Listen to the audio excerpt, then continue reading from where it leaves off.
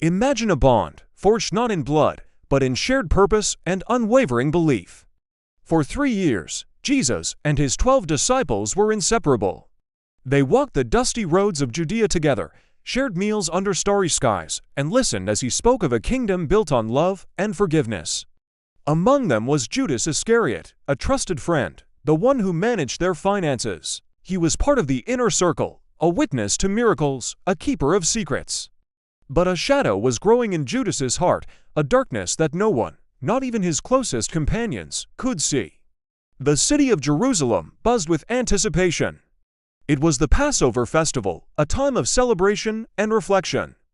But for the chief priests and elders, it was a time of growing anxiety. The crowds adored Jesus, his teachings challenged their authority, his presence threatened the very foundation of their power. They saw him not as a savior, but as a problem that needed to be eliminated, quietly and swiftly. They plotted in the shadows of the temple, their whispers filled with fear and envy.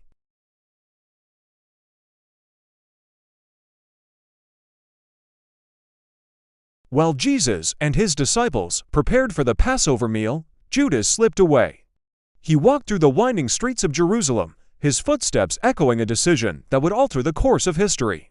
He found his way to the chief priests, the very men who despised his teacher. A deal was struck, a clandestine agreement sealed in the dead of night. What would it take, they asked, to deliver Jesus into their hands? The price was set, 30 pieces of silver. The value of a common slave. For this paltry sum, Judas agreed to betray his friend, his master, his Lord. The silver coins, cold and heavy, were counted into his hand, each one a weight on his soul. Later that evening, Jesus gathered his disciples in an upper room. The air was thick with a strange sense of finality. He broke bread and shared wine, his words carrying a new, somber tone. He looked at each of them, his gaze filled with a profound sadness. "Truly I tell you," he said, "one of you will betray me." A wave of shock and confusion washed over the room. One by one, they asked, "Surely you don't mean me, Lord?" Their voices were a chorus of disbelief and hurt.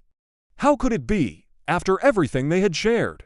When Judas, feigning innocence, asked the same question, Jesus' reply was quiet, almost a whisper, yet it cut through the tension like a knife. "You have said so." After the meal, they went to a place called Gethsemane, a quiet garden on the Mount of Olives. Jesus, his heart heavy with a sorrow too deep for words, asked Peter, James, and John to stay and watch with him while he went to pray. He fell to the ground, his soul overwhelmed to the point of death, pleading with his Father. But his disciples, weary from the long day, couldn't keep their eyes open. They slept, unaware of the storm that was about to break. 3 times he returned to find them sleeping, his loneliness deepening with each passing moment. The hour had come. Suddenly, the tranquility of the garden was shattered.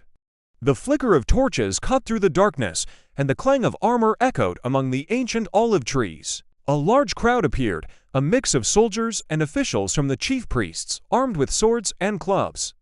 And leading them, striding confidently into the torchlight, was Judas. He had told the guards, "The one I kiss is the man." "Arrest him." He walked directly to Jesus. "Greetings, Rabbi," he said, and he kissed him. It was the prearranged signal, a gesture of affection twisted into the ultimate act of betrayal. Jesus looked at him, not with anger, but with a deep, piercing sorrow. "Friend," he said, "do what you came for." In that single word, friend, lay the weight of their shared history and the tragedy of this final moment. The soldiers then seized Jesus and arrested him. The disciples, in a panic, scattered into the night, abandoning the man they had sworn to follow. Peter, in a moment of frantic courage, drew his sword, but Jesus stopped him. This was not a battle to be fought with weapons. This was a path he had to walk alone. As Jesus was led away to face his accusers, Judas watched from the shadows. The 30 pieces of silver suddenly felt like burning coals in his hand. The reality of what he had done crashed down upon him. He saw the man who had shown him nothing but kindness, the teacher who had spoken of infinite love, being dragged away like a criminal. The pride and greed that had fueled his actions turned to ash in his mouth, replaced by a suffocating wave of regret and despair. This wasn't what he had imagined. The consequences were far more terrible than he could have ever conceived. He ran back to the chief priests, the silver coins clutched in his trembling hand. "I have sinned," he cried, his voice breaking. "I have betrayed innocent blood." He threw the money onto the temple floor, the coins scattering with a sickening clatter, but the priests were unmoved. "What is that to us?" they replied coldly. "That's your problem." They had what they wanted. Judas was no longer of any use to them. Their dismissal was absolute, leaving Judas utterly alone with the full weight of his guilt. There was no turning back. The love he had betrayed could not be reclaimed. The trust he had shattered could not be repaired. Consumed by a grief so profound it blotted out the sun, Judas fled the city. The world he knew had crumbled, destroyed by his own hand.